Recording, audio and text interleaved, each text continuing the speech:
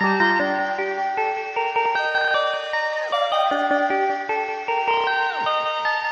Perfect. Perfect.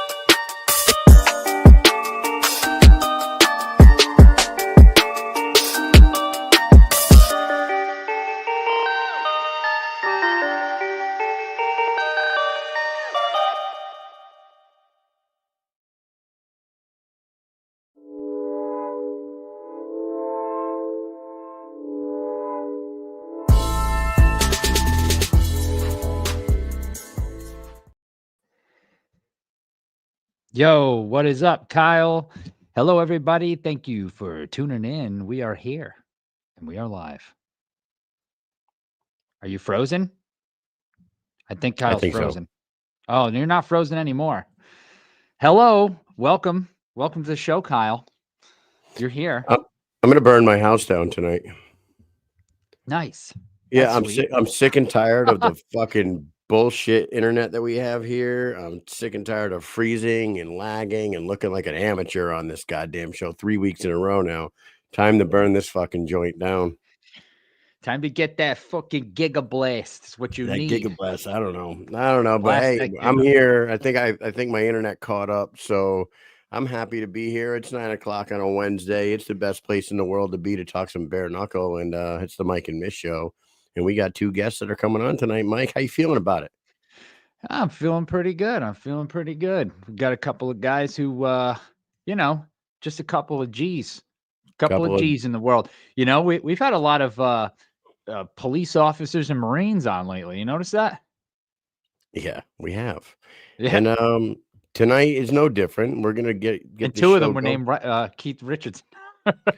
Hey, shout out real quick on Instagram over here. We got some people watching, and one of them in there. I mean, we got Millions.co watching, and Superman Allen, and a few others, but Jamie Hinshaw's over there watching the show right now. Hey. Congratulations to Jamie for winning her Power Slap debut the other night. Power Slap. She gave somebody one of these right here. Yeah. It's what you get in the Hunnell household for dropping paint in the garage, right? One of these. For dropping. That's what happens when you drop paint in the garage. Did I stutter? Yeah. Old man bought me a pack of smokes. Look at that right there. It looks about the size of a cigar, right? Did I stutter? Yeah, man. Go make me a turkey pot pie. Mike, we got Cap versus the world, Cary Caprio coming on. We talked to Gee Perez the other day. Cary Caprio is going to be taking him on December 21st in Hollywood, Florida, at one of the best venues to go see a fight, the Seminole Hard Rock Casino. we will be there. I can't wait to see that one. So we're going to talk to Cary Caprio in a minute here. And then following him, the former interim light heavyweight champion going to challenge Jared Warren to become the undisputed light heavyweight champion. The Marine himself, Mike Richman, is back on the show. So we got a badass show. We should fucking get right into the sponsors and get this show on the road. What do you think? Well, if I do say so myself, yes, we shall. Let's go. Hey, Dynamic Life, sexual health, weight loss, and anti-aging. Retake control of your life by reaching optimal health. Visit www.livedynamic.com. It's the only online platform where you can become a patient in under 20 seconds. Also, check out their Instagram page at Live Dynamic. That's L-I-V Dynamic on Instagram. And look, so Rasha's next. I'll play in the video, so let's just skip that one. And so I was going to say, man, Dynamic Life, a lot of those guys in Miami go there to get ready for their fights because El Gallo the other day was saying where he was just there. Yeah. So that we got to get our asses there. When we get down there, one of these days where we do an extended trip down there where, guys, this trip for us, Mike and I are going to fucking blink and we're going to be in and out of Miami before we even know it. It's like we might be able to make it.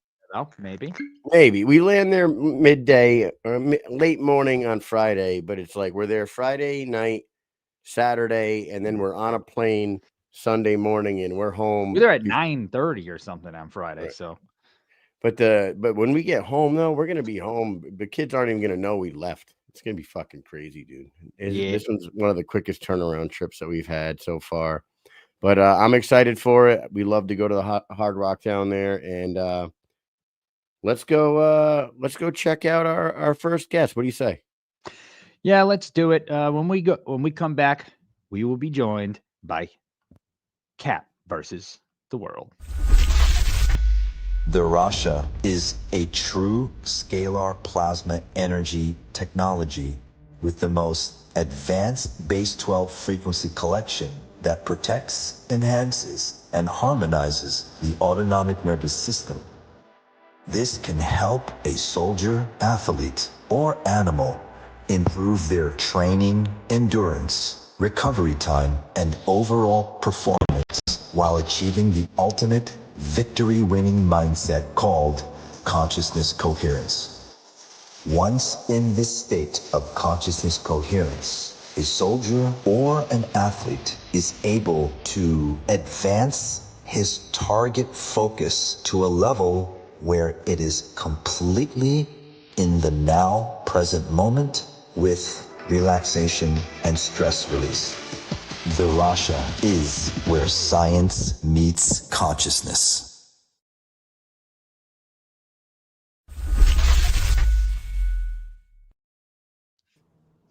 Hey. What's going on, Cary Caprio? Welcome to the show. How are you, sir? What's up, Mike and Mish? Thanks for having me on. Oh, it's always good to talk to you, dude. You are making your way back in there. We had to get you on here and discuss this challenge in front of you here. So what are you about? What are we, 10 days out right now? 10 days out? 10 or 9 days. So you're rounding you're rounding third and heading home right now. Where are you at mentally heading in there right now? Good, locking in, doing a lot of meditation and thanking God that this is the plan He's got for me and enjoying every step of the moment. Not rushing it, just taking it day by day, looking forward to it and enjoying the moment up into it, and then that moment as well, and everything after. This isn't the first time stepping foot in the squared circle in Hollywood. We have a huge echo, by the way. Yeah, are you resting the phone maybe on your hand with the speakers like towards your hand? Is that helpful? Is that better? Let's see. Yes, it is. So it must have been like just bouncing off the surface and maybe your dash or your hand or something. So, but that's good. Perfect. Yeah, it was echoing, but no big deal. It sounds better now. What I was saying is, you're going back into enemy territory again down in Miami, Florida. This time fighting one of the most popular guys in the company, not because of because of what he's done inside the squared circle as a fighter, but everybody's known Gee Perez from freaking day one because he's in everybody's corner, fixing everybody's cuts. He's just always there. He's always around. He's everybody's friend. So you're going in there, you're going to be in another sold out arena in Hollywood, and you know how that Miami crowd is. Do you like that? Do you thrive off that? Florida's always been good to me. Even though, I mean, I've only fought there once, but I had the tryouts out there. Fort Lauderdale was top pick. So Florida's starting to become even you call it enemy territory. I'm like, I may not have as many fans as everyone else down there because I'm not a Floridian, but it's starting to become my territory and starting to become another home away from home. That's where you kind of that's where you made your first mark. You went in to your first fight against Tyler Randall, and if I remember correctly, I believe you were an underdog, right? I mean, they put you in there. People knew who he was. Nobody really knew who you were. You came out and ended up winning the fight, and I was like, hold on a second. Who's that guy? Yep. So, yeah, good vibes and good mojo over there. So, yeah, we're going to carry that and continue that on. Nice. Yeah. And you're fighting Gee Perez, who does have that long boxing background, but you went out there into Denver and you fought a guy very similar to G, and you went to war with Andrew Strode. They're basically kind of built the same. They're a little bit longer, but you're long yourself. When you look and you study Gee Perez heading into this fight, do you compare him to like Andrew Strode or any other guys that you have scrapped with in the past? I don't know so much. His style is definitely different. He's very patient and calculated. He picks his shots. So I think he's different in that aspect. I think he's better than the first opponent I had. Like I said, I know he comes from a big boxing background as well, but I had a very good. It didn't go the way and didn't last as long as I liked to. Had an injury, so wasn't able to continue. Obviously, with my fight with Strode, no taking it down from him. He caused the injury, But so I think I look back at that performance and that one I had my first two fights at BKFC. I didn't have no training, no coaching. I went out to Denver by myself. I didn't have any sparring, so this is a whole different camp. I'm looking way different, way better. So the first two fights were with no coaching, no training, no sparring, and this one's with all that, so I'm definitely going to be looking a lot better. But like I said, I don't really, I think he's better than my first opponent. I don't know if I'd compare him to Strode, but like I said, he's definitely very calculated, picks his shots, is rangy, likes to keep his range, and very calculated when he does step in and pick those shots. Yeah, and as far as you were talking about going into your first fight and not really knowing, what to expect or what you're even doing going in there, to now, we talked about this to everybody from their debut fight to their third or fourth fight. You have picked up things and nuances about the sport and learned a lot in those 2 or 3 fights that you've had to know exactly what you need to tweak in your training and whatnot. So I would imagine every time you step into the squared circle, you're a little bit smarter, at least, if not better, at least smarter on the sport, right? I hope so. You hope so. That's what we're trying to work for. That's what we're working for. That's the plan is get one, at least 1% better every day. So I'm hoping that's what that we got there. Yeah, we're a lot better. We're a lot smarter for sure. Everyone's telling me that I've been working with. I'm a lot sharper. Just skill wise, a whole lot better. But like I said, still hopeful. Like I said, I'm very humble as well. I got ways to go, but this is the next step in the challenge, and I'm thankful that this is where God has me. Yeah, you're definitely a killer, like they say in the comments right now. I remember being down there for your first fight with Tyler Randall, and like Mike said, you were relatively an unknown as far as BKFC, as far as bare knuckle goes. And you went out there. I think you got knocked down in the first, right? Yep. You got knocked down, but then you got back up, and you never really looked back. You kind of took back the fight right away, and just worked until you got the win. And when you got a win over a guy like Tyler Randall, it kind of like shocked everybody that night, and you put yourself on the map for sure. You did take the L against Strode, but you're back in the winning circle, the winning column after the Mike Livingston fight. This puts you at 2-1. We talked to G last week. G has title aspirations for 125. I believe every fighter that steps in that ring has title aspirations. not looking past G, but do you think winning against a guy like G to close out 2024 puts you right on path to maybe make your way right up to the top of that division in 2025?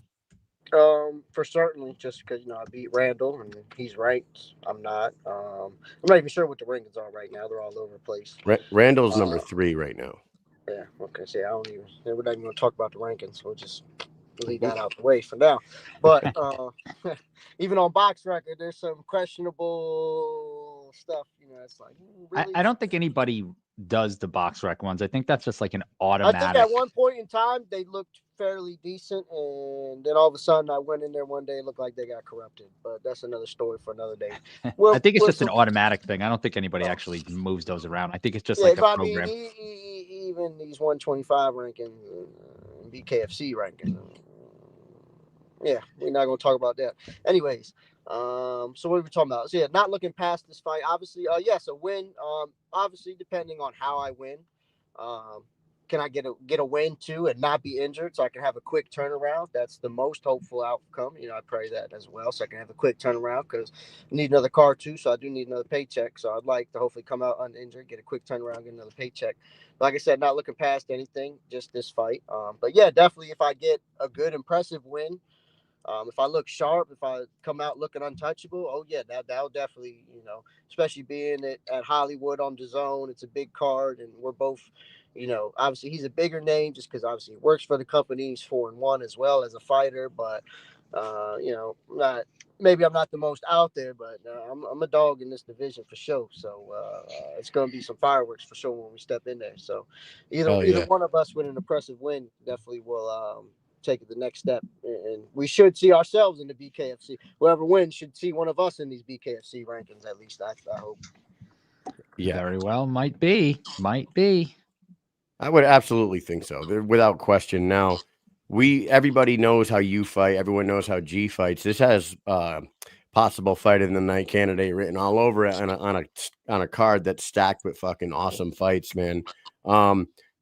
Here you are. You've been around. So for those who don't know, BKFC 24 is when you made your debut with Tyler Randall, and now you're sitting here at BKFC. It's not a numbered event, but they just had BKFC 69, and I think this is like their 110th event overall. We'll call this DAZN 3, BKFC DAZN. Yeah, DAZN 3, but like overall, I think it is like their 110th event. It's pretty fucking amazing how far the company has come along, and you've been growing right along with it. So I wish you nothing but the best in this fight. I know that you two are going to put on a show for that crowd, and that crowd, that arena, for people that have never been to the Hollywood Hard Rock, it might look a little funny when you first walk in, but once the fights start happening and the sound and the acoustics in that place is just really one of the best places to see a fight. I would imagine you fought there once before. What did it feel like to fight in front of that Miami crowd? No, I like fighting on the big stage. That's where I feel like, it's professional, and that's where I'm supposed to be as a professional versus fighting in some rinky-dink. I wasn't a big fan of that Prospect series. They didn't tell us about the small ring till right before, and it was cramped up in there. Wasn't a big fan of that small ring, but I did make history as the first ever fighter to fight and win in that little small ring, that phone booth of a ring. So you didn't like it. A lot of people say they do like it. I guess it depends on the fight. Range, if we're going to be in there, let me work some takedowns. If we're in that close, because normally you would think I would have been the one grabbing and initiating the clinch, but man, he was grabbing the hell out of me, and it was, so I just wasn't a big fan of it. I wasn't trying to work my clinch game. Like I said, when I'm in the clinch, I prefer, take you down. That's why I'm a grappler as well. So I like to take you down, kick your legs out. So if they want to do any bare knuckle MMA, they let me know. If BKFC wants to do that, if Dave Feldman opens that out, let me know. Yeah, I have a question. So how do you balance this with your job, right? And how does BKFC play into your job? Like, how does it help you? I'm sure it does. It's gotta help you. So really, right now, mainly I'm just coaching. So I only do like special police security every now and then. I'm not doing that as much anymore, thankfully. Plus, I got my daughter most of the time with me, so I think she's been on the podcast a couple of times with me as well. Mm-hmm. But normally, she's always with me. I'm coaching, so she can be there with me. So it works out. I don't have to have childcare. But I mean, Yeah. obviously, they call fighting the poor man's sport. So most of us are working, trying to balance that work-life schedule.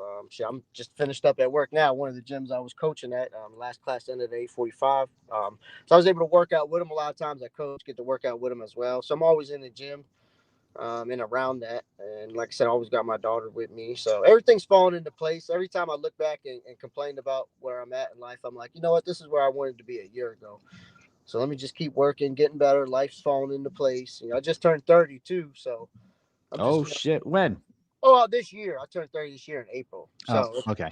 and you can't bare knuckle fight till you're 60, right? So, if I'm blessed, maybe another 7 more years. So I'm hoping things fall into place. I get more money with this, and then figure out what's also the next step. And hopefully this sets me up where I can just have I just want to be able to be free, travel the world, do martial arts, and have my daughter with me.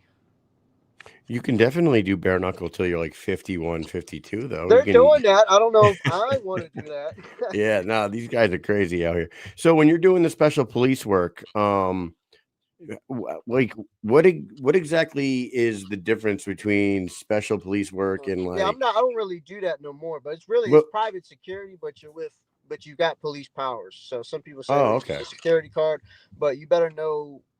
And they don't really give you no training either. They just throw you out there. So you better know what it like the laws of being a police officer are. When you better know, and you better carry yourself as a police officer. Now you're gonna find yourself in jail, or or worse. Or like I said, where I worked was in the hood in DC in the trenches. You know what I'm saying? You get guns, knives pulled on you all day long. So, but yeah, special police. I like to say they're more of like, think of police as like reactive. Special police, I'd say, are more proactive. They're there on site. So let's say your podcast was, in the trenches, and you got, break-ins. Now you're gonna hire, you'd hire basically like off-duty police officer. Okay, So nice. I mean, yeah, I don't really thank the Lord. I don't really do that anymore. I might work once a week. I used to do it maybe twice a week, but since coming up for this fight, I've just been doing that once a week.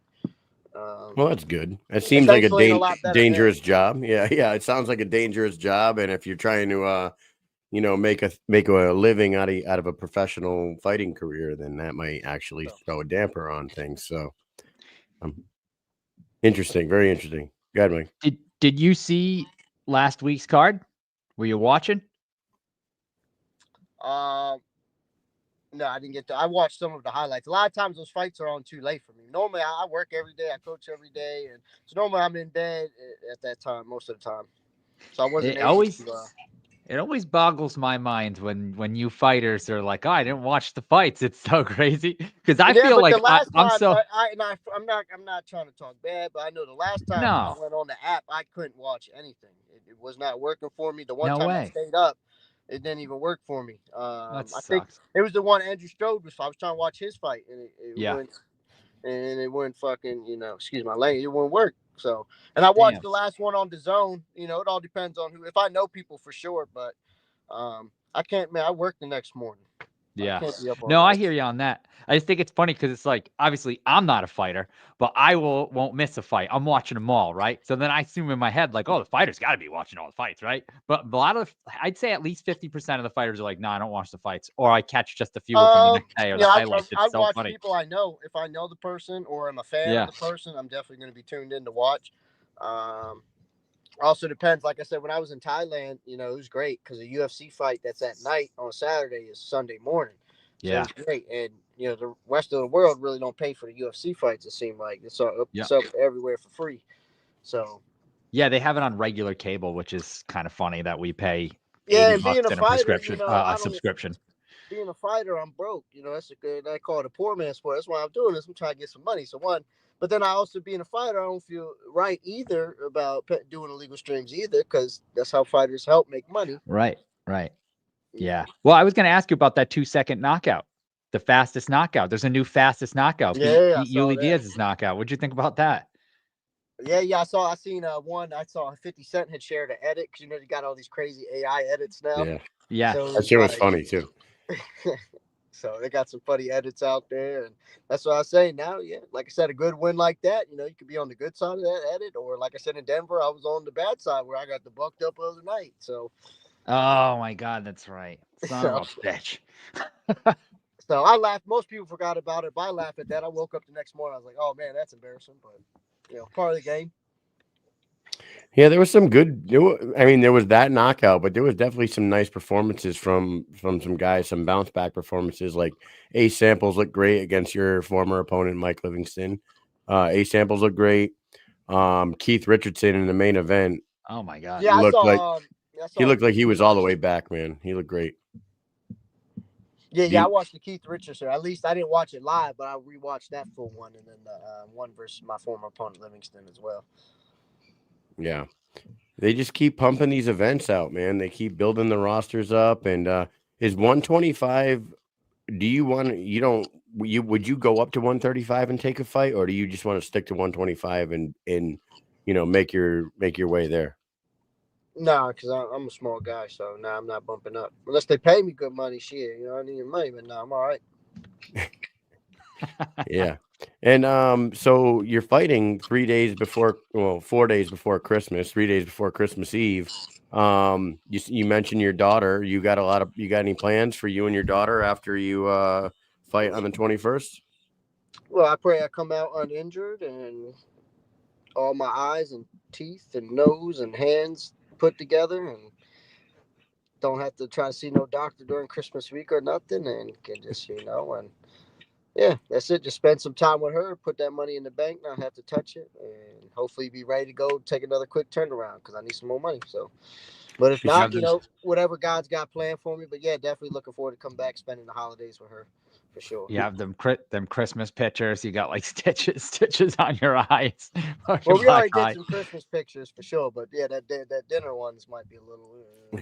That's all right. You just like we were saying, AI. Just use AI. Let them have AI take out all the injuries from the picture. Yeah. So.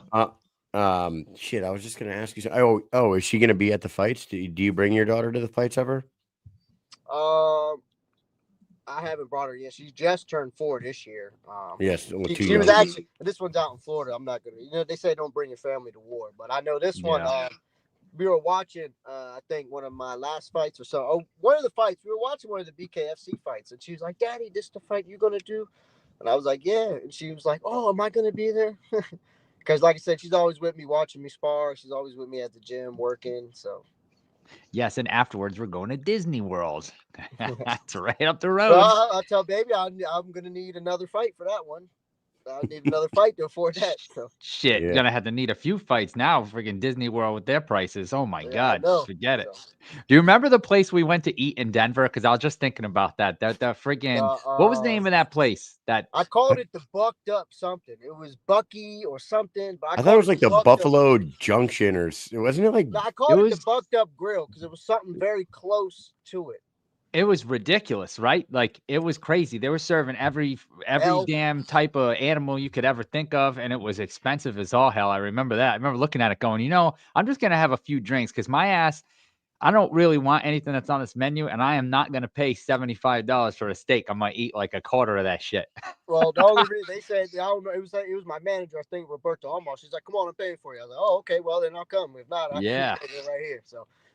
That shit was crazy. Buckhorn. It was the Buckhorn Exchange. That's I knew it was Buck something. That's why I called it the Bucked Up Steakhouse. It says right here over 500 stuffed animals in the restaurant, and it doesn't. I would have to click on the link. Yeah, they had that bear. He was a bear knuckle fighter, right? He was a bear, and he had his hands up. Remember him? Yes, that's right. Yeah, I remember Jeff Houston like creaming his fucking pants over the damn buffalo prime rib. Yeah, they got them Rocky Mountain oysters in there. They have alligator tail, rattlesnake. Like those are just a few of the things that were on the menu, right? Like they just have ridiculous shit. Yeah, I don't remember if there being snake, but they might have. All I know is that I had a meal. I had a buffalo prime rib. With a Caesar salad and one drink, and my meal was $130. Yes, it says High Plains buffalo prime rib. And did you get the 16-ounce, Kyle? Yeah, probably. Blackened. It's 62 change just for the steak. I think. I don't think it came with the sides. Are probably extra. You had to get the a la carte sides and shit. Yeah, some weird shit. That was a good time, man. Denver's always a good time.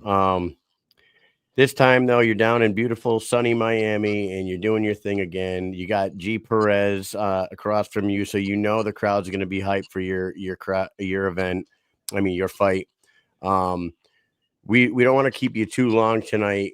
We always enjoy talking with you. We wanted to give you an opportunity to shout some people out and say a few things to your fans or anybody who's going to be paying attention on December 21st before we let you get out of here.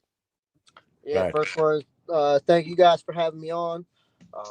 Thank God for having me on this path, the opportunity to challenge myself and make myself better. Shout out Roberto Armas and Storm Athlete Management for getting me to fight and getting everything squared away, settled. Shout out my coach, Greg Shepard, working with me, getting everything ready. Everyone that's been helping me, everyone supporting, everyone that's bought a ticket that's coming out there. Thank you all. Say your prayers and enjoy the show next Saturday. Hey, Yes, we'll sir. be there. We will be there. We'll see you at the weigh-ins next Friday, and we'll be there for the event on Saturday. So we can't wait to see you in person, Cary. We'll see you then. Have a great rest of your night and the rest of your training camp. And Mike, what else you got for him? Hey, check it out, everybody. You heard him. Perez versus Caprio, December 21st. BKFC on DAZN, Hollywood, Florida. Let's get it. It's the last fight card of the year. I can't wait. It's going to be awesome, man. It's going to be friggin' awesome. Thank you so much for coming on. We will see you in about a week. And take care. Everybody else who's sticking around, when we come back, we'll be joined by the Marine, Mike Richman. Later, Cap. Have a good one. Have a blessed one. Take it.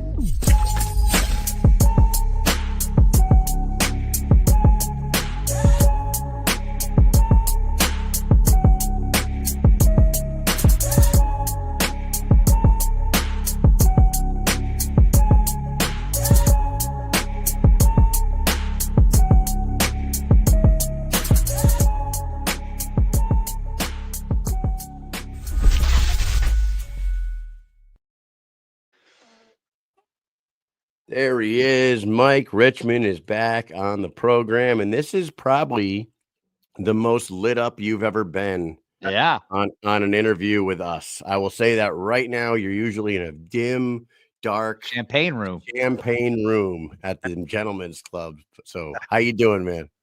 Doing good. I was like, I think I'm gonna wait to go to work a little bit later after we get done with the interview, so I don't have to like slide off into a room and turn the down and you can barely see me. Yeah. So you're still going to work every day. You're training every day. You're getting ready for this world title, but you're still going to the club and doing your thing, huh? Yeah. I'm a regional manager, and my home base is Minneapolis, so I oversee that club, and then I oversee another club out in Carter Lake, Iowa, which is right next to Omaha, Nebraska. This is kind of like, I wouldn't say kind of like that. I mean, this is 100%. Will be the full transition of my career when I'm done fighting, and it provides a lot for me and my family. I make a lot of money doing this career and this job, and I'm very grateful for it to be able to give myself, my kids, my family, all the things that they need. Yeah, I always take a look at your page, and you've got so many things going on. And I'm not talking about maybe not your page so much as the Gentlemen's Club page, right? The Spearmint Rhino. And then you guys have been doing some fun stuff lately with the Rhino running around, putting the sign out. That shit was awesome. I loved it. Thank you. Yeah, I appreciate it. I try to use my own platform to still pump the business of the company that I work for. I don't do it too much because I do lose, whether you believe it or not. I do have a fan base that whenever I post strip club business stuff, I will see that I'll start to lose followers, and I get that. But damn it, any time that I can still pump up, get some extra views on coming to the club and the brand, then I'm going to do that. Is that you in the Rhino suit? No, it's not me in the Rhino suit. No. I do want to give you props on the Halloween, the fucking what the hell, the crocodile hunter shit I was laughing my ass off at that. That was fucking fantastic. Yeah. My staff and the entertainers, they always like to see me to be able to dress up and break the monotony of being the boss. So it's always good to go in there and fuck off and joke around and have. Does the staff do they fear you because you are who you are and you do what you do? No, I don't think so. I don't think that's the case. You know, I think It's a healthy fear. Yeah, I think the respect level there, yeah, for sure. Yeah, it's awesome, man. And It's I almost noticed, like Roadhouse in a way, but just in a strip club. Like they, you know, like yeah, just be nice till it's not. No, till it's time to not be nice. When will we know when that is? When I tell you it is. I can't imagine many people want to go in there and fuck around if they know who's running the joint, you know? Or maybe they do on purpose because they know who's running the joint, you know? A lot of the times, you know, they won't even know the difference. You know, we provide such a high testosterone field environment sometimes with naked women, up tempo music, and you're drinking alcohol. You know, some that don't. Has Justin Jefferson or Anthony Edwards ever stepped foot into the Rhino? I will let you know that some Minnesota pro athletes definitely have visited our location. Yes. Sweet. It's fucking awesome, dude. Minnesota right now has, I just mentioned them, and we're going to talk about your fight coming up, by the way, but we just love shooting the shit with you. What's that? If you hear a bunch of rumbling upstairs and my dog's wrestling, I'm sorry. I apologize. Oh, it's okay. What I was going to say is, dude, Minnesota right now has like two of the biggest up and coming like mega stars in all of sports with Justin Jefferson and Anthony Edwards. It's kind of cool. My little boy, my 10-year-old, is like obsessed with both of those fucking guys, even though we're New Englanders and like we are born and bred Celtics and Patriots and Red Sox fans and shit. Anthony Edwards and Justin Jefferson are definitely like two of my son's favorites, and he fucking loves those guys. That's kind of cool that you guys have both of them dudes, and they're like both sub 25. They haven't even hit their prime yet. We're getting another wave of Randy Moss, Kevin Garnett for our state, which is awesome, and all of our teams are doing really well. You know, the Twins kind of fell short this past season, but the Minnesota Wild's doing awesome. The Vikings are doing awesome. Timberwolves are a little bit over 500, trying to get things together. But I'm a big Minnesota homer sports fan, so I love going to all the games that I can. Love that. And I noticed that your training camp beard is not there. Did you already shave? Did you have one? You had one going, right? Yeah, that's like tradition. You always grow a big beard during camp and then shave it down to the mustache. What happened? I'm getting in, to that mindset. I got to get my fucking haircut, tomorrow, the next day to kind of, but hey, I'm getting in the zone, to the training camp beard is gone and mustache is there. Just need the wax for it. You know that Mike and I ran into Geo down in Miami last time we were down there. That crazy bastard. I love that guy. He's a wild man. He's straight up Pittsburgh right there. Yeah, God, he's so funny. We like the time before. Actually, I'm trying to think. The time before the Miami card, like the last time we had seen Geo, we were in Albuquerque, and we were with him like every single night. He was with us in our hotel room till like 3 a.m. Do you know that? Yeah. Yeah, he told me he was having a good time with you guys. Yeah, we were having at one point, dude. At one point, it's like 3:30, getting close to 4 o'clock in the morning, and Mike and I are like trying to fucking wrap it up for the night. And Gio's like standing up in front of us, and he's talking, and his hands are going. And at one point, Mike was like, "Hey, dude, we got to go to bed." And I'm like, I stand up and I like put my arm around Gio, and he's still talking. And he talked all the way to the door to the hotel room. I was like, "All right, dude, hey, we'll talk to you in the morning." And I kind of like help him into the hallway. And he's you gotta go. Like, he's like finishing the conversation as I'm like shutting the door. I was like, "All right, Gio, see you at breakfast." All right. He was like, "All right, like guys, still through the crack. We're just still talking through the crack of the door for 3 minutes. Yeah, dude. He's so funny, dude.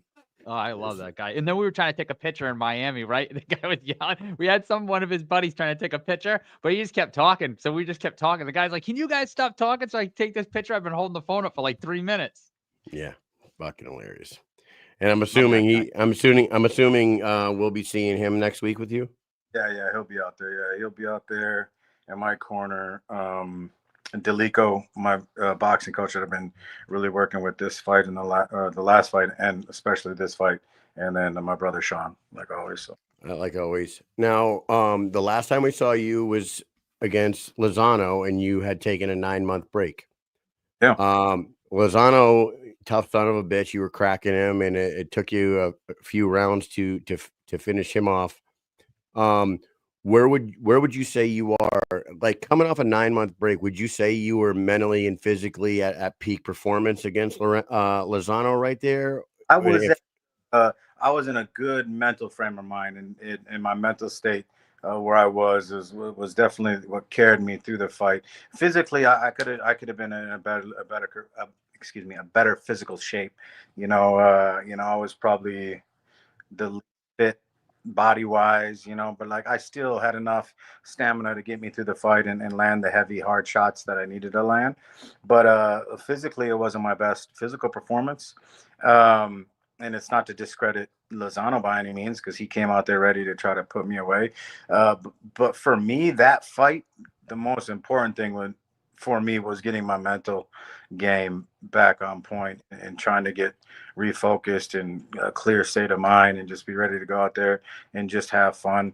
And now I'm able to put it all back together again and put together a great training camp so I can be, as physically fit as I can for this fight. And I mentally feel very, very well for this, so the recovery, with those 2 losses from Lorenzo and then rolling in quickly into the Mundell fight and then trying to recover from that and figure out if I still can fucking do this. It took some time. Even though Brittany keeps fucking telling me to stop. Yeah. Well, I mean, you're still one of the best in the world to do it right now. And everybody knows that. Even the loss against Lorenzo, you were winning 1 minute and 55 seconds of a 2-minute fight there. Everybody who watches it knows it. You looked incredible in that fight until that one punch landed, and that can happen to anybody. And then the next guy you fought was Dave Mundell, and like we've been saying, Dave Mundell, the 2 number 1 pound for pound fighters in the world. Really, there's only been like 3, and 2 of them are the guys you lost to. So. Your 2 losses were to 2 number 1 ranked pound for pound fighters, and then you take that break, you come back, you win over Lozano, you're right back in there now. All of a sudden, did you expect your very next fight after Lozano to be a title shot? You know what? I'm glad you asked that. No, I didn't. I didn't. Was I ready for the potential matchup? Sure. I know. After the Lozano fight, I was going to get some sort of big fight, right? Whether a number 1 contender. But did I think it was going to be the title fight? No. But do I know I would still be in an exciting fight? That would be a co-main or main type of deal. Yeah, I felt that. Like I wasn't gonna do, another lower level fight. Not saying that Lozano isn't, but you know what I'm trying to say. Right. Yeah. But no, I honestly thought it was gonna be Dyer, especially after Dyer really didn't take damage in the in the Sturgis show. He didn't really take damage.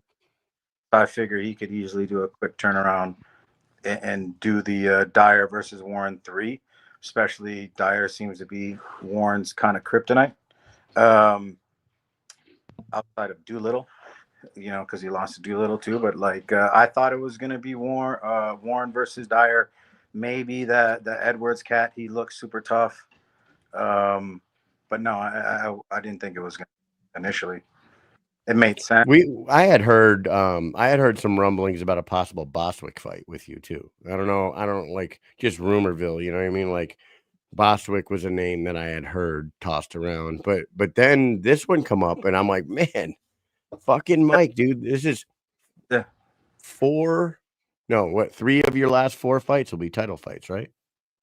Or is it 4 of your last 5? It's like, it seems like Lozano wasn't. It would be 4 out of the last 3 out of the last 4 out of the last 5, because you won the interim, you fought Lorenzo, then you fought Mundell, and now you're fighting this one. So Lozano's in the middle there. So you're Mr. Title fight now, Mike. And it doesn't even hit me that way, I just get in there and want to fight the best, and then sure, I've kind of looked back at it. And I'm like, holy fuck, I'm able to fight for a title again. So I'm very grateful, for the opportunity. Especially, I was sorry. Go ahead, Mike. No, I just said I was very grateful to have the opportunity to fight for another title fight, especially at the tip of my career. I was going to point out a small coincidence, and when we met you, It was in Birmingham, Alabama, at BKFC 17. And after the fights, we went out and we were hanging out. You were there. Your brother was there. And Crystal Pittman was there. Yeah. And Crystal Pittman had gone to the fight. So she hadn't fought yet. And we went out and we hung out.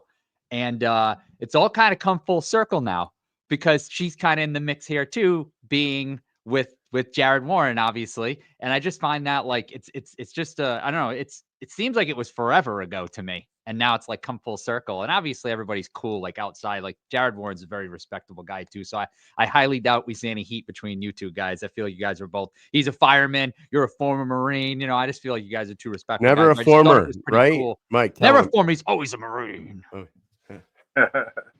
sorry. I apologize. Kind of full circle, right? I've known Crystal for a handful of years now.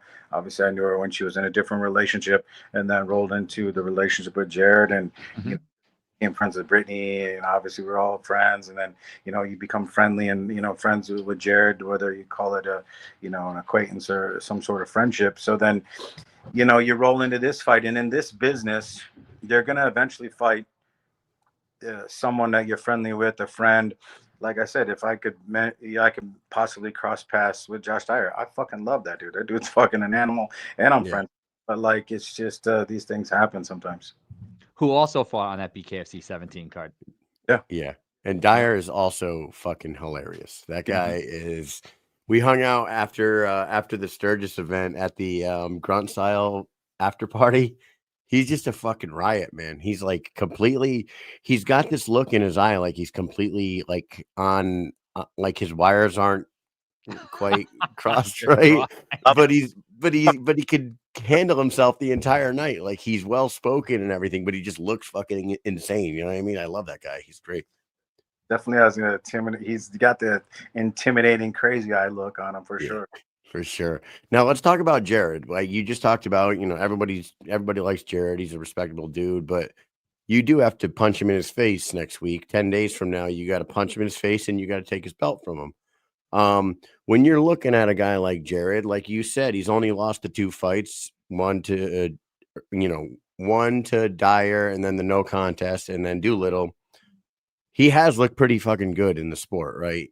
There's a handful of you guys that have been around for this many fights and have won a certain number of fights.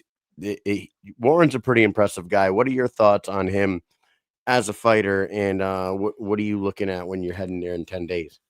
Well, I know everyone brings up his punching power, and I think he does hit really hard. He's got a good, really hard left hand. He seems to have a mediocre or even stronger than mediocre lead right hand. So we're aware of that, but his boxing, he's good at fighting at range. He's good at fighting at distance, because he wants to keep you at bay, land that fucking bomb on you. But when it's time to get a little bit gritty up close, he's having the ability now as he's getting more experience to punch in combination, to be able to fight in the pocket and do some of those things that you didn't really see him do in maybe some of his earlier fights. And that just goes with his training, his trainers, the training camp, and the willing to evolve and get better. So I think he's a talented fighter. I think I have the capabilities of beating him when I'm on. I feel like when I'm 100% and I'm on, I can go out there and possibly beat anybody. I feel like I do hit hard as well. There hasn't been an opponent that I haven't at least put down in a fight. So I think it's just going to be a clash of styles, and we're really working on my game plan. But I think Jared's a good fighter, man. That's why he's the champ. And he's really elevated to the status that he got to, and nothing but respect to him. But we got to get after it. Yeah, the only guy he has ever really fought, when you look at his record, that is like similar in size and stature to you is Isaac Doolittle, right? Everybody else has been kind of taller, longer. Yeah. Jay Jackson's a tall dude. Jomi, Zion, Brian Maxwell. Jomi again. Danny Christie's similar, I guess, inside. Danny Christie is 5'11", so he's 5'11". So yeah, he's closer, a couple inches away. So it's like he did have problems with Doolittle, and And you and Doolittle scrapped out in Denver. So like he had problems with Doolittle. Did you go back and like watch that fight in particular, or do you watch a lot of fight film? I rarely watch past fights. I kind of leave that up to my coach. Sure, I don't do MMA math. I didn't do MMA math, and I don't do bare knuckle math. Yeah. So I just think he's always evolving. He's always getting better, and I'm still evolving and adjusting. Even working with Delico, I've been in the game a long time between bare knuckle, glove boxing, and MMA. This is going to be my 39th professional fight, 38th or 39th professional fight. So I've been in the game a long time, but I can still, learn new things. And I have been kind of being able to put together new things working with Delico. And we're both going to go out there and showcase, who's the more talented guy, who's got the more heart, who's got the more grit, who's got the more power, who is just going to be the best guy that night, the best man that night. And, I truly believe I am going to be that. And I'm sure he's going to feel the same way. And that's why it's fucking thing's beautiful, right? I love it. I love this fight. Speaking of evolving, speaking of growth and evolution, the BKFC itself, the company that you've been fighting with for, a few years now, they keep evolving, they keep growing, they keep busting into new states, they keep busting into new countries and stuff. You've been a mainstay in Minnesota for a long time. Any word on bare knuckle busting into your state? Man, I've heard they've been working on it for a while. Yeah. Sounds like they're going to bring it back up to, I don't know, whatever legislation, or they got to bring it back on board. They only do it like once a year. And, speaking with some of the people in the commission, in the Minnesota Athletic Commission, and whoever is connected in that decision making, sounds like they're going to bring it to the forefront again. And it's, it's a high probability of it being in 2025 sometime. You bring a world title home, it might fucking sweeten the deal a little more, right? That'd be pretty cool, right? Yeah. That would be awesome. That's fucking awesome. And we won't keep you too much longer, but if you go out there on the 21st and you walk out of there the undisputed champion, what are your future plans with the BKFC? I know that you took that break after the Mundell fight. You wanted to figure yourself out, and you said that Brittany's been pushing on you to put fighting to the side. You win this title, you plan on sticking around defending it for a while? Now that I said, I mentioned on this will be my 30th or 39th pro fight, I would like to probably get to 40. But, I'm at a point in my career, win, lose, or draw. I'm going to reevaluate this after every fight. Every fight, yeah. I'm just going to either win, lose, or draw. Even if I win the title, I could possibly retire and vacate. We'll see. I know Brittany really is worried about my future health and all that, and understandably so. We're getting married January 3rd, which is fucking, I might have January 3rd, like 2 weeks from 3 weeks. 25? Like 2 weeks after the fight. Oh Lord. Oh shit, dude. Are you guys going like destination wedding or something? No, we're getting married back in Minnesota. Yeah, so everything, the ceremony and the reception will all be home in Minnesota. Get married on the 3rd, and then we'll probably, I don't know, a couple days later or whatever, take off somewhere and kick it for a bit. Wow, what does she think about the Yes, congratulations first off. And what does she think about the probability? And we were just talking about Christmas photos with Cary Caprio and having a couple of bruises in the Christmas photos. Definitely, that's for sure. What's that? I said I'll definitely be bruised up for Christmas. Yeah. What does she think about the possibilities of bruising in the photos? Is she gonna be hitting you up? She's open to it. She laughs about it. I think it would make the the wedding more, more memorable. Yeah, you could probably do some really funny pictures, actually. For sure. And use that like she beat you up to get to that wedding. Yeah. Oh yeah. I went to a wedding one time in Minnesota at the Mall of America, at some big ballroom at the Mall of America. I didn't even, at that point in my life, I had heard of the Mall of America, but I had never been to the Midwest anywhere at that point. And I went there, and that freaking thing is insane. The mall itself is insane, and like the ballroom was like huge, and it was like a big fucking fancy wedding there. I was like, we're going to a mall for a wedding? I don't fucking understand what we're doing here. I thought it was some like redneck shit at first, but then I got to what it was, and I was like, whoa, and this is like I know different. This is like a real destination fucking spot, like a vacation spot. People go out there and spend a week at the fucking Mall of America. It is a big ass mall, and even to this day, the Mall of America. I mean, it's been around a long time now, but you still have traveling people that have never been to Minnesota, and we're like, we're going to the Mall of America. I'm like, all right, I'm like, you've lived out there forever, so you don't give a have fuck. Fun. Yeah, that's good. That's some crazy shit. Now, one last thing from me, and then I'll let Mike wrap up with you too. You go out there, you win against Jared Warren, you become the champ. There are some fights that like people have wanted to see you in, and one of them is another Mike Perry. Mike Perry has been away from the BKFC for a while. We had talked about him in the past. If fight number 40 was available, and then now you're a champ and you could kind of call your shot, is that somebody that you might ask for? Someone like Mike Perry? yeah, for sure. I think fighting Mike Perry would be awesome, right? Everyone wants to have that big, exciting fight. You know, obviously he brings a super exciting style. Fighting Mike Perry, you're probably going to make some more money than maybe fighting someone else.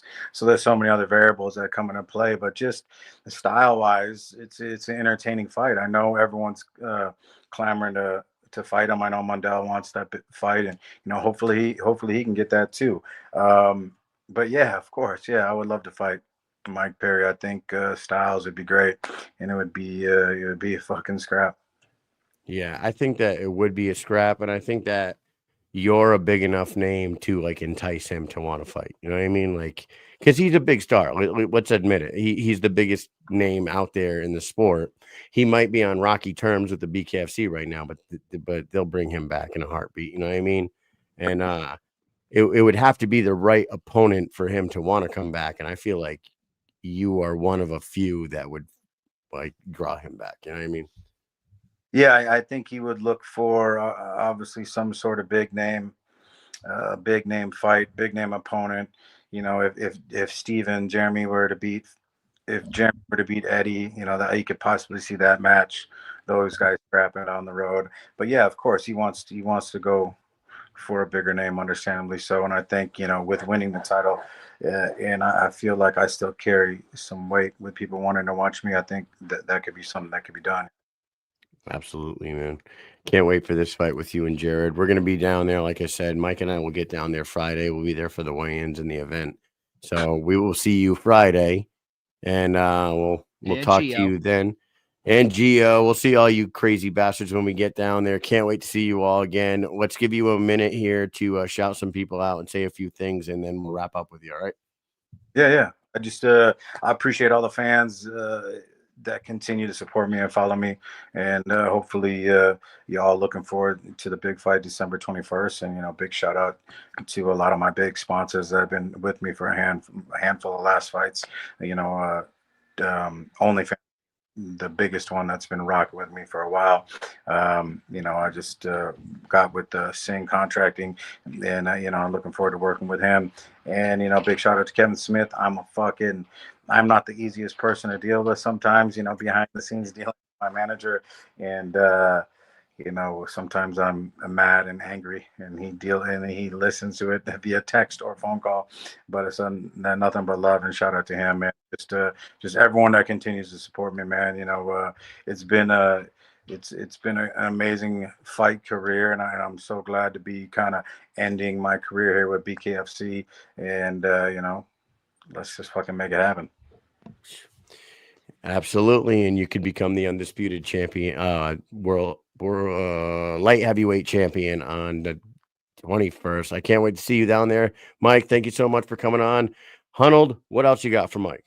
Hey, everybody, listen up. If you're not tuned in on December 21st, there's got to be something wrong with your brain. You got to be checked out, because check this card out. Warren versus Richman, December 21st for the light heavyweight champion. Yes, you heard it correct. And then you got Faria versus Vicens.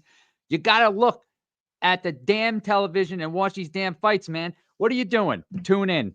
Mike Richman, he's going for the gold once again. Can't wait for it. And then possibly we could see him in a Mike Perry fight in Minnesota. I don't know. Could happen. We might see it. So, we're going to predict the future right here. Mike, thanks so much for coming on. We had you on so many times. It's always a pleasure. Can't wait to see you guys next week. Really looking forward to it. Especially, what a gift before Christmas, right? Absolutely. Yes, sir. Guys. All right. Well, thank you so much, Mike. Until next week, and then everybody else, stay tuned. We will be right back after this. Later, bro.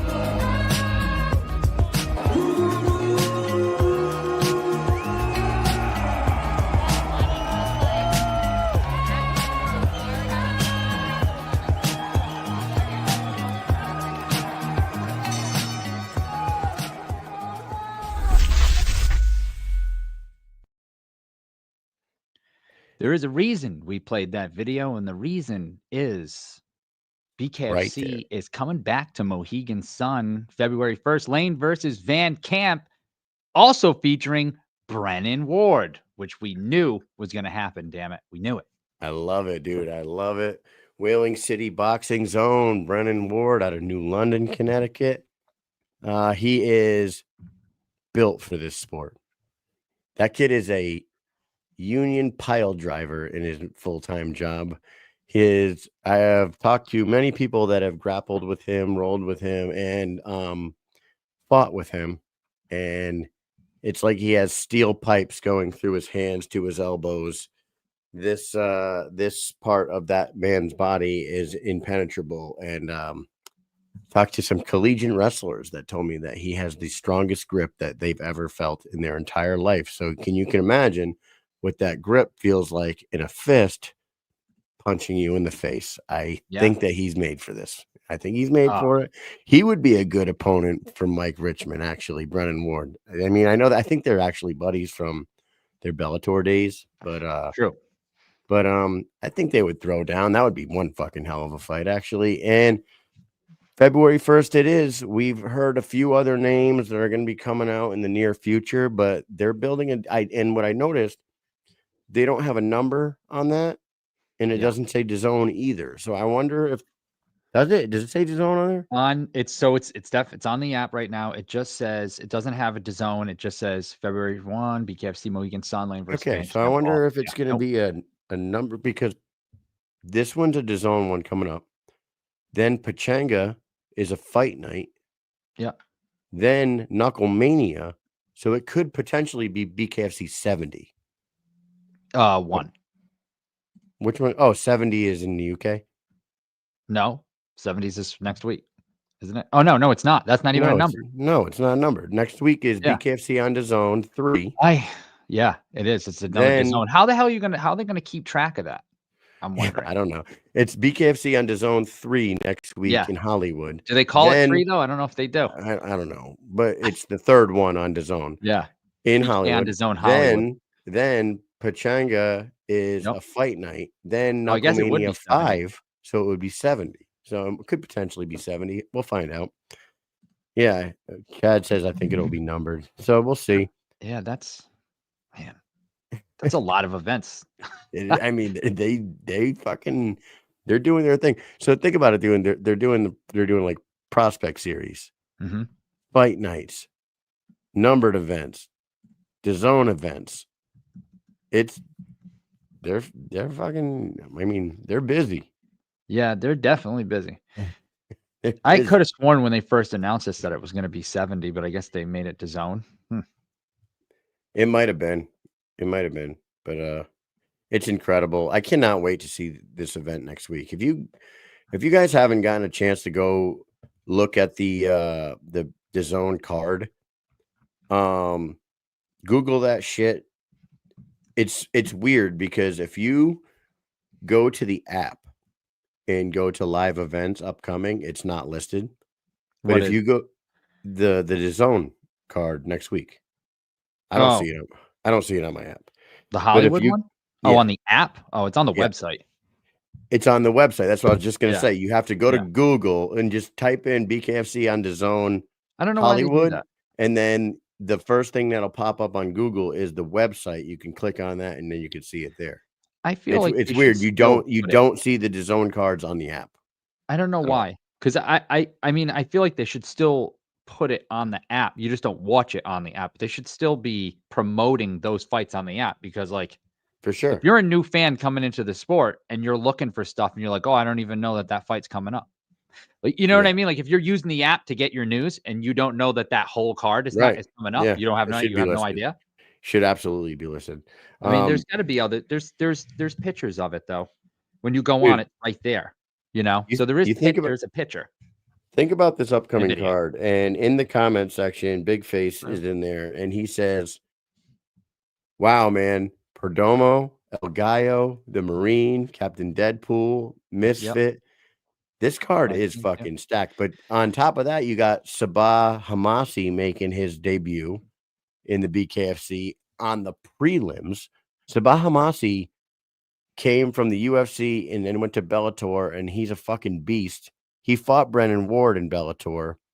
The guy's an animal, and he's making his debut. And there's another one. Is it Cavallo? There's a former Bellator champion that holds the record for he's tied for the most middleweight title defenses in Bellator history.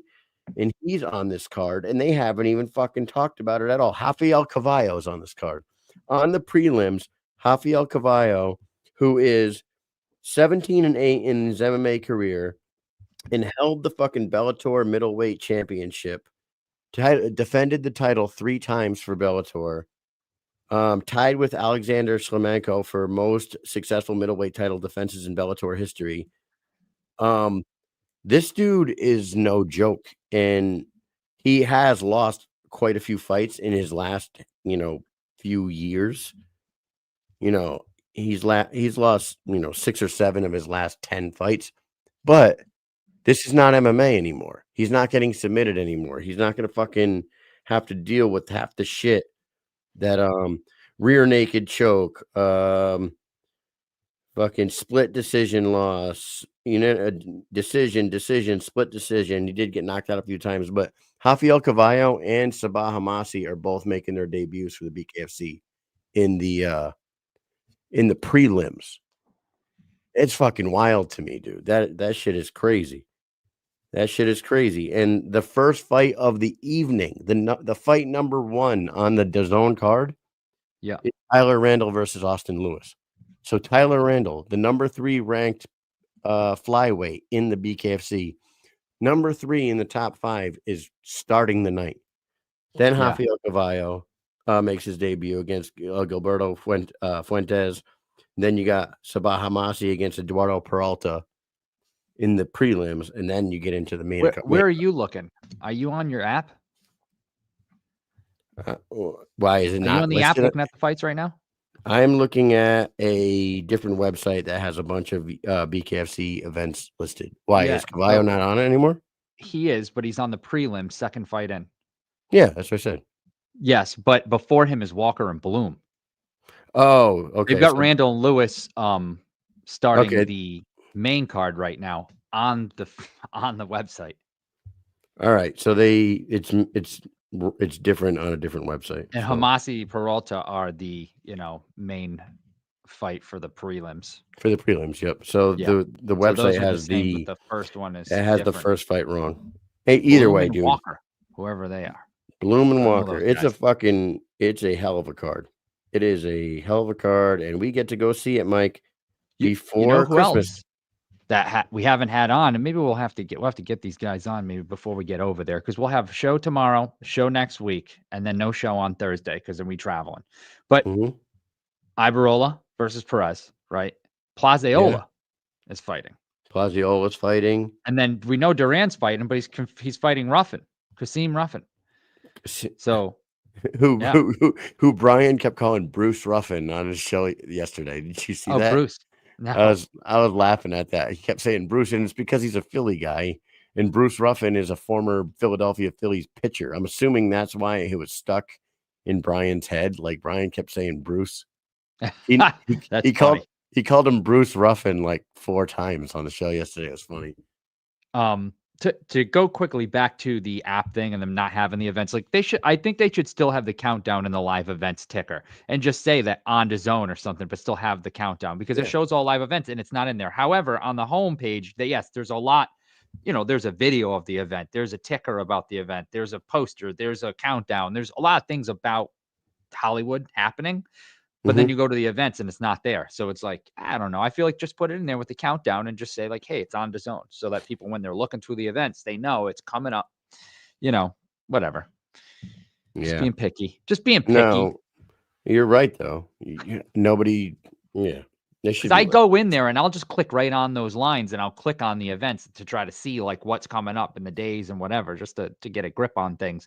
And when those aren't filled in there, there's more than one event that's not on there, So it's like, wait, I thought that event was happening, but this event's next. Like sometimes it'll confuse me that I'm like, oh wait, it's not on this app. It's on DAZN. So it should just say on DAZN, Look at that. And Big Ben says in the comments, December 28th in Mexico, there's a prospect series. Wow. I mean, like we just mentioned. What kind of prospect series though, Ben? Is this boxing though? Yeah, it's not, because they're two different. You know what I mean? There's prospects, there's BKFC prospects, but then there's prospect series boxing, which is different, right? It's like a different thing. It's or the amateur. You know what I'm talking about, Kyle? Mm-hmm. Yeah. It's different. And one of them is like run by the BKFC, and one of them is Nelson's thing. Right? Exactly. Yeah, it's different. So he says BKFC, but I don't think so. Because why wouldn't they list it or talk about it? They haven't even. Are you sure about this? I don't know. I'm not saying you're wrong, but I'm not saying you're right. Don't you fucking question him, Mike. Because I feel like if it's BKFC, then why wouldn't they be talking about it happening? Yeah. You know what I mean? I don't see any kind of promotion for it, but I don't know, whatever. Yeah.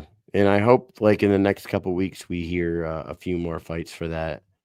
Oh, we didn't even mention they added Mick Terrell versus Big Ben in a WWE style promo, which was interesting and got a lot of hate on the internet. Yeah, by the usuals.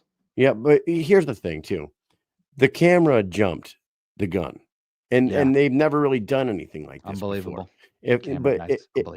If they didn't cut to the camera view of the thing, it would still feel WWE-ish and whatever, but when the camera jumped to the view of the ramp and nobody was coming out for a couple seconds, and then the music come on and then he come out, it really made it feel wonky. But I don't give a fuck. We got Big Ben Rothwell versus Mick Terrell in Philadelphia. That's the end game there. Like we get, when it's all said and done, we were just talking about it too. Right, we got our co-main event. Two fights on that wish list are now in the Philadelphia card. I hope they add one more title fight. I really do. I whether it be fucking, I don't think Austin Trout would fight somebody on this short of notice, but like it would be nice if they put one more title fight on so that Eddie Alvarez and Eddie Alvarez and Jeremy Stevens headline it like they have it, but then the co-main event and then the second two co-main events or whatever, both title fights, like they have in the past with a few of the Knuckle Manias. You know what I mean?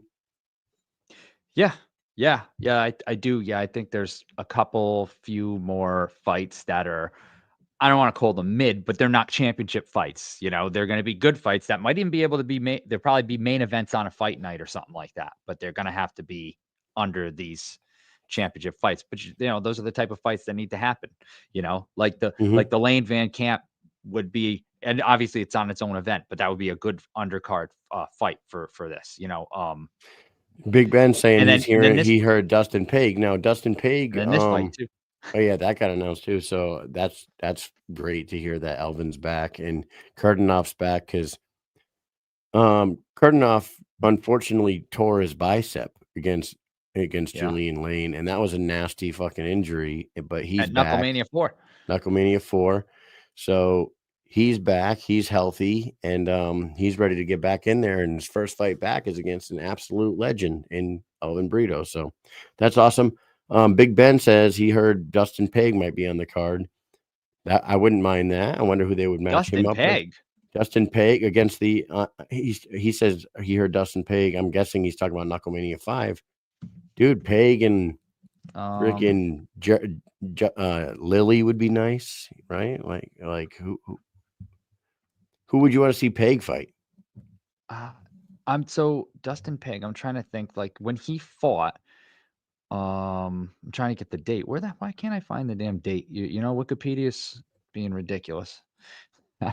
Let me search Peg. When did he fight? That was like what? In the summertime, right? Early summer? Early to midsummer? Yeah, who did he fight? I'm fucking drawing him.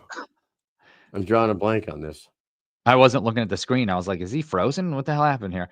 No, I'm looking for him right now, but you know, when you look him up, sometimes the damn thing doesn't pop up as soon as I enter it. I'm just gonna look on BoxRec real quick because I'm not getting what I want here. Because his injury was very bad. Okay. And this is what I was gonna point out. Dustin Paige, I feel like very unlikely that he's gonna fight in January. Because he fought. What was the date? So it was May. Okay, so it was 7 months ago. Oh, and he broke his jaw in two places, completely all the way through the bone on both sides, hanging off. He's got two things, and yes, he did say that he would be back in action. And we saw the. However, I'm not sure that this is enough time for him to come back to be fighting bare knuckle. I'm not a doctor. I don't know, but that was a really bad injury, and I feel like he should probably take a little more time for it to like completely heal before fucking taking a shot to that thing. You know what I'm saying? Because that was bad, really bad. It was broken on both sides. We saw photos and videos of the whole thing, that surgery and whatnot. Yeah. It was pretty nasty. I know when we fought. I was asking when they fought. And but he has I think he has metal plates now in both sides of his chin. Yeah, I'm not sure if that's a long enough time. That was a really brutal injury. And would it be horrible if he got hit in that thing and it busted somehow, you know? That'd be tough. Yeah. But he was saying it like, oh, I'm ready to go fight right now. I'll be good in like 3 months. Like, oh my God, man, what? Yeah, I'm not a doctor, but it seems a little soon. But it does. Yeah, it's probably one of the worst injuries, I think. One of the worst injuries I've seen in bare knuckle for sure. Maybe not. Maybe the worst. That's bad, bro. Yeah, you know who they cracked all the way through the jaw, like just like like when you see a skeleton, like the fucking whole piece just comes off, but it's up here and not back here. Like it'd be one thing if like those like they fucking detach back here or something and fucking pop it back on. But that shit like broke like one of those bone, like ventriloquist dolls. Yeah, dude, that's what it was like too. It was like right there. Yeah, it was a little further back, but yeah, that shit's fucking wild, man. That guy's a damn G, man. I can't even believe that. Oh my God, what a crazy! I was telling somebody the story about that the other day. How when that happened, the actual surgeon who worked on him was at the fights and watching the fights in the crowd, and it was like, "Oh, time for me to go to the hospital and fix this guy's jaw that I just got punched in the face." And pretty wild stuff. Yeah. Hogan Ayers, your coach, Ace Samples looked fantastic the other night. He says my coach Ace Samples knocked out Mike Livingston. Yeah. Yeah, we just spoke Ace about looked that. great, man. I would love to see him back soon. Yeah, I hope that they make a few announcements. You know who would be cool? Remember King Mo was supposed to fight Dave Mundell? Yeah, I do remember. He had We a haven't knee heard from him injury. since. Yeah, he had a knee injury and had to pull out. Maybe maybe we can get King Mo to come back in the early 2025 and make an appearance in the BKFC. That'd be cool. Have him fight fucking Brennan Ward in Mohegan Sun. That would be sick. King Mo versus Brennan Ward on the that would have to be the main event, right?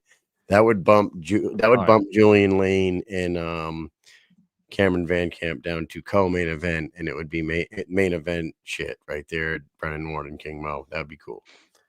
So, Yes, anyways, yeah, good show tonight. Shout out to Cary Caprio and Mike Richman. Good luck to both of those guys next week. We will be there. Can't wait to cover it live. And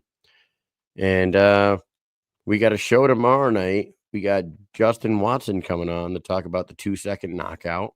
Yep. And I'm waiting to hear back from one or two other fighters for the other guests on the show tomorrow night. So it won't be just Justin Watson. There'll be more than one. We will let you know tomorrow, but shout out to our sponsors before we leave. Dynamic Life. Go to LIV Dynamic on Instagram at LIV Dynamic. Hit the little link in the bio. 20 seconds later, you could be a patient, get your weight loss, your sexual health and anti-aging in check. Everybody goes to Dynamic Wellness down there in Miami. We were talking about it earlier, and it is Dynamic Life. So check that out, and then get over to the Rasha at Rasha Elite on Instagram. Check out their page. Hit the link in the bio. It'll bring you to the Rasha.com championship mindset, man. Get your health together with Dynamic Life and get your mind right with the Rasha. It's the new Mike and Mish stack. I'm ready to wrap it up, Mike. We got work in the morning. Do you got anything else for the people today? No,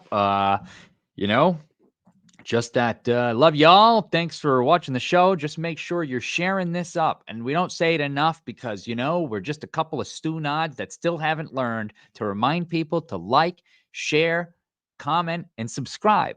Make sure if you're not subscribed, go hit the subscribe, hit the bell so that you're notified when we go live and shit like that.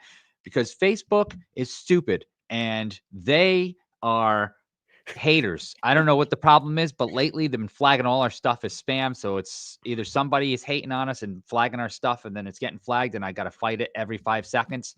So they're being bums, and I can't share shit all around Facebook anymore. I can only do it certain things. Very stupid. One last thing. Tune in tomorrow night. Forrest Gumption on Instagram. He's asking a question, and that is not a quick answer. He's asking how we feel about the move to DAZN. We could probably talk about that a little more. A move to DAZN. Yeah. It's a half move, right? So I don't hate it, because for me, looking from my point of view, is we started covering this thing before the first Knucklemania, right? And we've been to umpty thousand events. Now we've been to like 30 something events now live covering the sport. And so for me, knowing the fighters, knowing the production team, loving the sport, doing the show, I love that it's on DAZN, because I see it as a huge growth for the sport, putting it out there on the platform. Now, I do feel the people who are like, oh, we got to pay more, this and that. I know everybody's living different ways, people have different incomes, and not everybody, it's easy for me to say, oh, it's just this, it's just that. I get that. I get that beef where you have to pay for this and pay for this and watch them both. But there is the argument that people have been doing that for UFC for years, and they charge astronomical amounts of money. I just say, like, if I hear somebody complaining about that money and they're like a smoker, then I just don't want to hear it. You get what I'm saying? Like, if there's certain things, like you're buying a pack of cigarettes every day, but you're complaining about paying for this, support the fighters. They're going to get more money in the end. But that's how I feel. But I do get the beef where people don't want to be paying some more money. So I get that. That's a con, right? Here's what I'm going to tell you. Here's what I'm going to tell anybody that's wondering about DAZN. You can see all the events on DAZN, not just the BKFC on DAZN events. All the events are broadcast on DAZN now. Yeah. So you have the app and you have DAZN. When I tried to watch the last event on the app, I was having fucking issues with it. When I went over to DAZN, not only did it not give me any problems, it was the app was like 15 seconds behind DAZN. So DAZN is more like up to the second live than the app is. That's something to think about. Also, you can see every one of those, every one of the events that's on the app is broadcasted on DAZN. The only difference is the app has way more other shit that you can watch. Yeah. So I would never tell anybody to go away from the app at all. You can still see all the live events on DAZN, but to get all those extra things, those countdown videos, the fucking build-up videos, the playbacks, the cut down to one, like when you look up a fighter and just want to watch those fighters' fights, you can't do that on DAZN. But so it doesn't seem it. I mean, people act like it's a fucking $1 million to get both apps, but you can buy the fucking app for $50 a year and then pay $7.99 a month for DAZN and see everything. So you're literally fucking paying what, $130, $140 total and getting 50 plus events. Right. So And in the if there's grand scheme of 12 things, fights on each one of those, that's a lot. in the grand scheme of things, it is still the best deal in combat sports other than stealing. You know what I mean? Other than the people that are stealing it off the internet. It's the best fucking deal that you can get. Hey, if you got 40 events, 12 fights an event average, right? It's what that's 480 fights a year for what you just said. So, yeah, it's incredible. I mean, it's a great move. It's a big move. It opens the sport up to a new audience that might not have been watching the sport before.